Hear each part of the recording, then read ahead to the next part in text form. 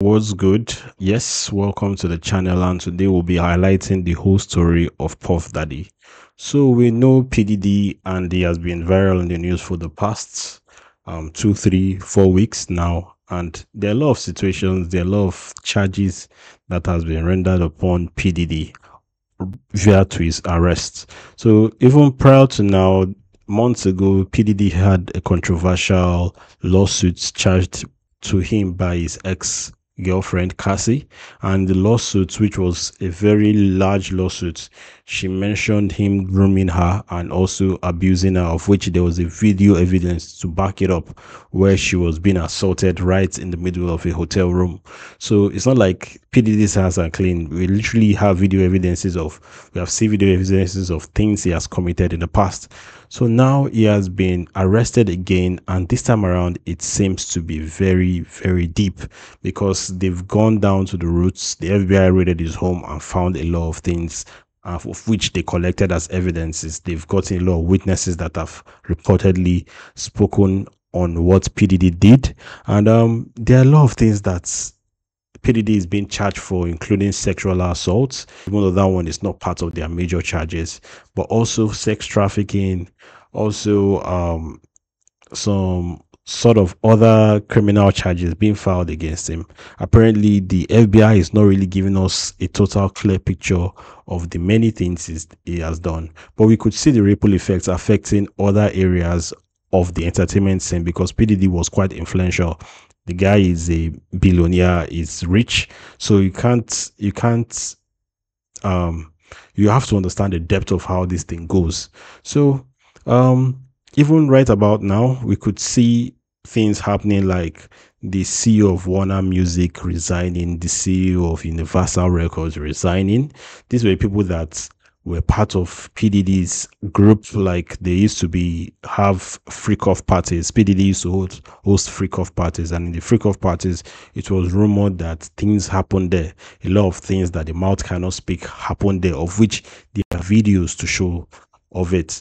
Also, PDD was also charged for blackmail, because according to the reports, PDD will, in his freak off parties, where him and all these other influential people will party, they will have very controversial and very freaky videos of their sexual escapades, and PDD will carry these videos and use these videos to blackmail them for his own gain. So in fact, there's so much to uncover, and here's a video that will quite touch on everything and will make us just understand this PDD story much more. So guys, let's watch. Today's topic: Puff Daddy's been arrested. I thought I told you that we won't stop. I thought I told you that you just got stopped. You didn't stop, but you got arrested. I'm telling you, the feds were watching you. Every step you took, every move you make. We won't be missing you, okay? And now we're at a... So you know that that's a reference to PDD's song. Every step I take, every move I make, da da da da da da da. So that's a reference to a song. They're just making jest of PDD. Let's go. Point where this guy won't even get bond because the judge says, or the prosecutors made the case that this guy's a huge flight risk, so he's going to be in jail. Now, some people are going to say things like, ABBA, he's not been found guilty. Let me tell you guys. Innocent until proven guilty. If the feds come for you, it's over. Okay? And you may not understand the difference, but for example, right now, YSL out in Georgia are going through a RICO case themselves. But that's at the state level, and it's going horribly for the state. And there's a very strong chance that YSL, Young Thug, will get off on those charges, because I've been watching that whole trial unfold. A federal charge is not the same at all. The federal government has way more tools to be able to find evidence, to prosecute you, and in federal court, they have a conviction rate that's so high. I think it's like 99%. That's why a vast majority of the time, if things are going to federal court, what ends up happening is that everyone's guilty or they take a plea deal. And in which case, they're still going to do a substantial amount of time. And the thing that happened is that this one is going to be highly publicized. Media is going to be on that. Yeah, for sure. It's going to be a high profile case. Yeah. So it's not going to be like, no, let's just drop it, or let's just move this thing on silence. There's no silence. The feds don't let go. Once they're on something, the moment I heard the feds were looking into sex trafficking, I knew it was over for this guy. If you aren't aware, he's facing charges of racketeering, which is RICO, which is essentially going after people for engaging in criminal activity as part of an organization. Meaning that's not just him going to jail. There's other people who helped him. And if you go read the indictment, there's actually a lot of allegations in regards to how bodyguards, agents, and other employees helped facilitate some of these freak-offs. If you don't know what a freak-off is, that's what he would call his freaky parties, where he'd have his employees and the women he would do some freaky things, and he would record them without them knowing. And then if they were trying to come forward, he would try to extort them or apply pressure through career or exposing them to keep them to be quiet. Remember when the feds went and broke down his home? They showed up with a bunch of people. Yeah, they were seizing things. You know what the funniest details from the story? Yeah. Go ahead, say. The funny detail about the story is that in my house, I have 2 baby oil bottles, and I think it's too much. And they found thousands. Thousands of baby oil bottles? Those were for his freak-offs. And that, to me, is crazy. Sir! The dude's got lawsuits ranging in the hundreds of millions. He's got $100 million worth of baby oil, so I think he's good. He's on them baby. You can resell that on the black market, and he's cool. But let's move on to the next charge. Human trafficking. Human trafficking. You have to understand what human trafficking takes. If you take someone from one place and you move them to another place and you arrange their travel and you pay for that person to have services, it's trafficking. And so the reason why this is federal is because this happened across state lines. A prosecuting team in New York cannot go all the way to Alabama and do all these things and conduct their investigation. They don't have jurisdiction. They can't charge the person for crimes there. That's where the FBI comes in, because they charge things across state lines on a federal level. Yeah. So there's right now there's LA, there's New York, there's Florida, there's a bunch of different states that are involved in that. So dozens of different women are part of this investigation. There's also males who are part of this investigation, because the free costs also involved male victims. Now, you can feel how you want about this thing. I watched this man on camera beat a woman. There's his own bodyguard talking about not only how he beat that woman before the video ever came out, but he also talked about how he used to beat his ex-wife, and her family corroborates the fact that he used to beat her and then pimp her out. How many times did you... So, from what they are saying, there are a lot of charges against P. Diddy. Racketeering, of which is the one I actually mentioned concerning him working as an organization to take out people, of which Tupac has been suspectedly linked to P. Diddy and also other people in the past. And aside that, of course, you saw the one about him, domestic violence, beating people he was in a relationship with, and the sex trafficking thing. And people wonder, it's not just normal arranging escorts for ladies to come and run things and entertain his guests in the parties. It goes deeper than that, because these people, some of these ladies were literally against their wills, traveled to these other states to run this thing, these freak-offs and everything. So it's quite sketchy, because P. Diddy was doing this on a larger scale, way larger scale. It's literally like what a pimp does, you know. So I was doing this on a larger scale. So of course there will be sex trafficking cases around it. So there's a lot of, it's deeper than we think, really. And the FBI, in their speech, they mentioned that some of these things are actually deeper than they can say to the public. But let's listen to his bodyguard and what the bodyguard said about P. Diddy and how he treats his exes, or how he treated the ladies he has been in a relationship with. Did you personally witness him be violent towards women? Around 4 or 5 times. And was that all with Cassie, or was it Cassie and other women? I seen him with Cassie, and I seen him with Kim Porter, his kid's mother. So this video comes from the Cuff Boys, and he goes to the indictment, and I thought there's some interesting stuff. All right, let's go, boys. All right, right here we got the United States versus Sean Combs. Sean Combs, a.k.a. Puff Daddy. A.K.A. P. Diddy. A.K.A. Diddy. A.K.A. P.D. A.K.A. Love. That's what it says. That's creepy. Don't even front. Imagine some nigga just rolling on you, coming out of the bathroom in a bathrobe. Hey, my name is Love.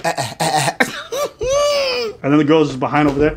Ooh, Daddy, come to bed. You can call me Love. Ew. You know one of the funniest clips ever? It's P. Diddy.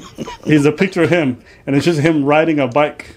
And then there's 50 cents in the comments saying, you know there's no bike seat on that thing. I can't believe Who killed I Pac? can't believe people can't believe that this man ran a criminal organization from the jump. He called himself Bad Boys. He was letting you know what he was up to. He was letting you know he's up to no good. No. Started making trouble in our neighborhood.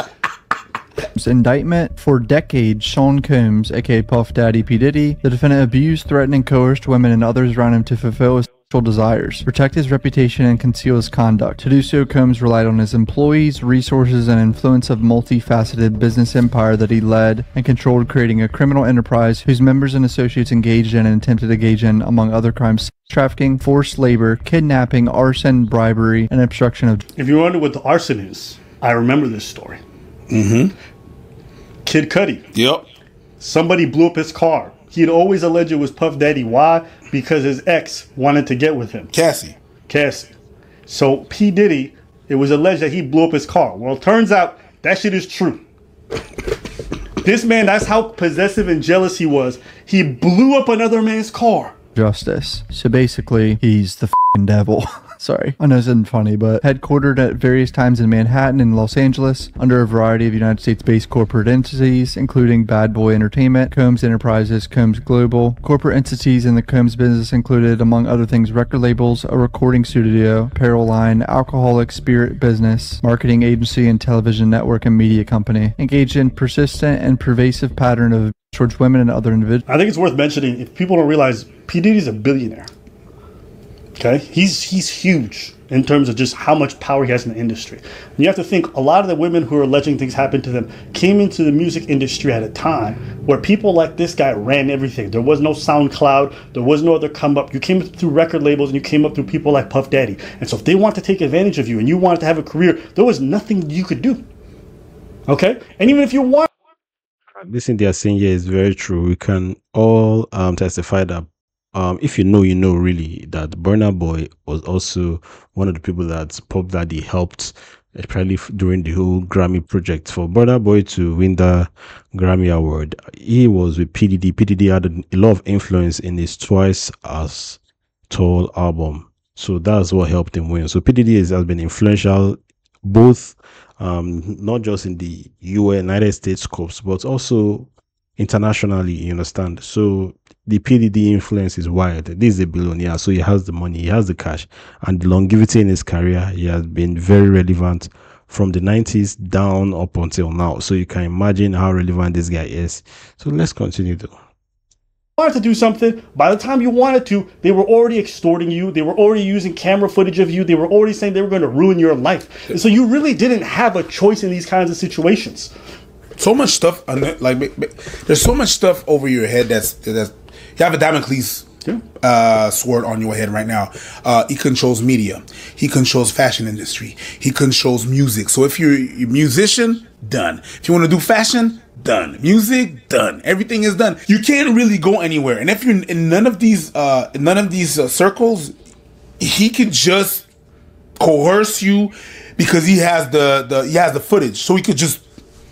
Oh, the footage got leaked for some reason. And it wasn't me. Yeah. Back in those times, having something leak about you was like a death sentence. Yeah, it was. So it's not like today where everyone got OnlyFans or whatever. Those times is a completely different time. Kardashian. And if you want to just understand just how much power this guy had in his environment, the dude was given the keys to the city. He was recognized by the local government. This dude had his He's a doctor. You know, the honorary. Okay, honorary, but he still gave him. But you understand how much kind of influence this man has. So when people are saying this guy ran a criminal enterprise, you have to understand he used his organizations to do his illegal activities. Yeah. Okay, that's how big of a person he was in terms of entertainment. When I saw a bunch of rappers sit at the table while this dude was doing gay ass such shit, talking about yo, why don't you party with me, daddy? Yo, daddy. Yo, I like the way you do that, daddy. I got Mr. Lee. Yeah, I love this drink. Where you put my bag? I like when you like this, daddy. Yeah, where you put my bag? Daddy, I like when you right scrambling here, and scraping for shit. So it's no news that there's a phrase now that is called No Diddy, attesting to Diddy's affiliation with his homosexuality rumors. So all these things are a reflection of his sexuality, really. This guy, those freak-offs, of course, there are rumors, and this rumor seems to be true, that Puff Daddy doesn't just swing one way, but he swings both ways. And that's the whole thing about him being who he is, and that's what this video literally showing. Because a straight guy wouldn't talk like this. It wouldn't talk like this, really. So let's go. No, I got I notes like and that. shit. You know, I've been practicing. I got. Yeah. Did you miss me though? For real? Because I'm saying it seems like a thing. I with miss this partying birthday with party, Puff, man. Man, but I'm talking about for your birthday. Huh? Why won't you party with me for your birthday, man? Yeah, we partied for my birthday before. You came to my party. No, but me and you ain't never really party. When I saw these guys go, For him to be concerned about somebody partying with him, and the way he's saying it, he's talking like when you're asking a girl out and the girl is refusing to come to your house. Why won't you come to my house? You know, that kind of thing. That's how he is proposing this party to this guy. Obviously, I'm sensing that there was something else attached to it, not just a regular party. But come on, the way he's talking, everything is implying that he swings both ways and not just one way. So let's continue. And nobody said shit. nobody said nothing. And that's all the people that are claiming to be. That's all the people that are claiming to be gangsters that do this and that smack a motherfucking this and that. They were everybody terrified. who stay quiet. They were afraid of this man. And I understand. Yeah, I'm not even throwing them. I can understand in the way and the power that this guy had. I understand where what was going on there, but pussy still happened. Pussy, you can't make all that music talking about how hard you are, how you gonna bang on niggas, and then when a dude want to bang you, wait, huh? No pause, no nothing. Nope. Just you let that shit slide. Just a slide. Okay. Just a silence. Anyways. Women to participate in highly orchestrated performances of sexual activity with male commercial sex workers. This is where it gets sus. Bro was forcing women to have sex with other men. Like, straight, he's a cuck. Times, Combs, and others acted as direction, made arrangements for women and other commercial sex workers to fly to his location. Combs ensured participation from the women by, among other things, obtaining and distributing narcotics to them, controlling their careers, leveraging his financial support, and threatening to cut off at the same time using intimidation and violence. So cornering them by all ways you can imagine to force them to have sex with random men because he's a f***ing cuck. Physical abuse. We all saw the video in the hotel of him running in a damn robe numerous occasions from 2009. Combs assaulted women by striking, punching, dragging, throwing objects at, and kicking them. These assaults were at times witnessed by others and included one instance at a Los Angeles hotel in 2016, which was captured on video and later publicly reported, where Combs kicked, dragged, and threw a vase at a woman she was attempting to leave. When a member of hotel security staff intervened, Combs attempted to bribe the staff member to ensure silence. It was not limited to these women. It extended to his employees, witnesses, and abuse to others. He used his business to cover up his abuse and commercial sex. His employees, including security staff, household staff, personal assistants, high-ranking supervisors, and other close associates, acted as Combs' intermediaries. Members and associates of Combs' enterprise engaged in and attempted to engage in sex trafficking, forced labor, interstate transportation for purposes of prostitution, coercion, and enticement to engage in prostitution. Ooh, the fact that they're mentioning all this in the indictment, you know what that means? They got snitches everywhere. Oh yeah, and you guys understand a RICO, what happens when you have a RICO is that everyone who's part of the organization is going to jail for 20, 30 plus years. Some of them even life. They can face life in prison for being part of this organization. So when the FBI is coming to your door, you're the personal assistant, they're saying, we're going to put you in life behind bars if you don't testify against this man and against some of the people who are at the top of this pyramid. Of course these people are going to snitch. They're going to say everything. They're going to keep all the records, all the text messages, all the pictures they took, and they're going to turn all that shit over. It is done. They got everything on this dude. And the thing that happened is that the reason why they publicized certain cases like that in the beginning, it got rated. Some of these people working for the year are going to be like, God damn, I got to fess up about some shit. Or else they're going to get me. So there's the people that they know about and all the people that they're like, hey, by the way, I want to talk to you about something because, yeah, I'm in hot water. Protecting the Combs enterprise and its members and associates, including Combs, from detection and prosecution by law enforcement authorities through acts of intimidation, manipulation, bribery, and threats of retaliation against individuals who witness the crimes committed by members and associates of the enterprise. That's bad. So there's clearly some, serious witness intimidation evidence in this case as well. So if you're unaware, there's also instances of witness intimidation where he ended up contacting somebody who saw something 53 times. He called her in 24 hours.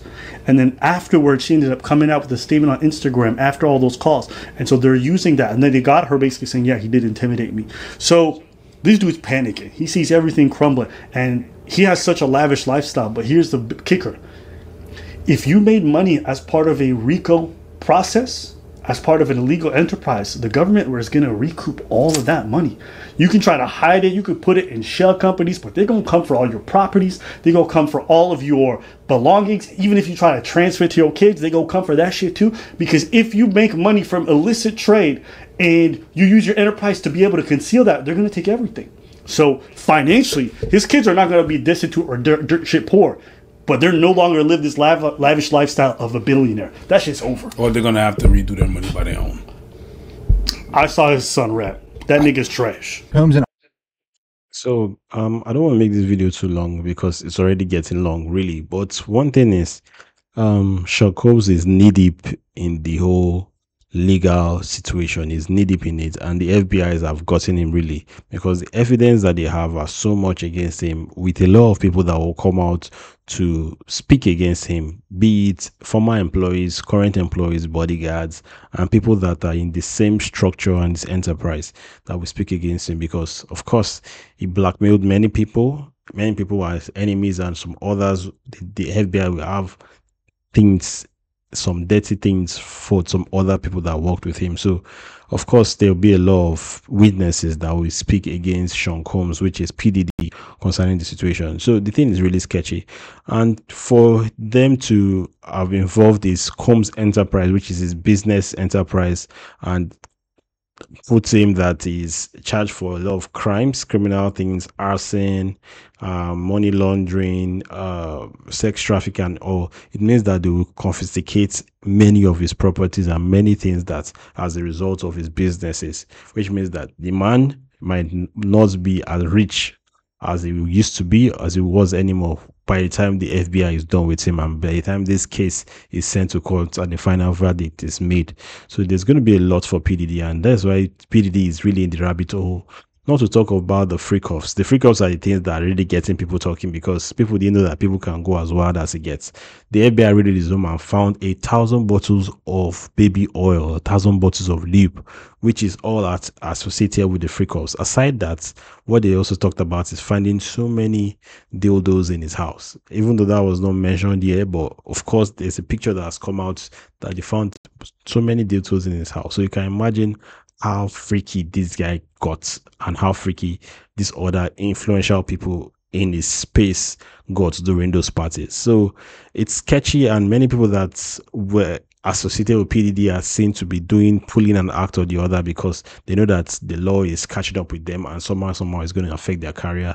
Like I said earlier, the big guys like the CEO of Sony, the CEO of Universal. I think I saw an Instagram post of people that resigned and that are all associated with PDD. So you see, the head of Sony Music Nashville, Randy Goodman, he has resigned due to the whole PDD association. We see the head of Warner Music Japan, Kaz Kobayashi, has resigned too. You see the CEO of 300 Entertainment, Kelvin Lyles, has resigned too. Then we see, I think these are the three guys. These are the three guys that we see, big guys in big associations. All of them have tendered their resignation, and it's all associated with PDD. There's even rumors that Usher deleted his Twitter content, his tweets during the same time because of things. This is a rumor. This is not like a fact that Usher's deleting his content on his tweets of the past and his Twitter accounts was related to PDD in any way. But we also know that Usher has had some issue with PDD, and it's possible that these tweets might implicate him somehow, somewhat with PDD. So, in fact, a lot of people are going to be stained. Their white clothes is going to be stained because of this whole PDD situation, because one way or the other, they have been involved in it. So, it's really a deep case, and come on, man, it goes deeper. But anyway, tell me what you think about this, what you've heard about the whole situation. If there's any information I'm saying that I'm not correct, what you think about the whole thing about PDD. And yeah, this is Storyteller Nigeria. Like, share. I'll go by the name is Coach Prince, and I'll see you on the next one. Peace.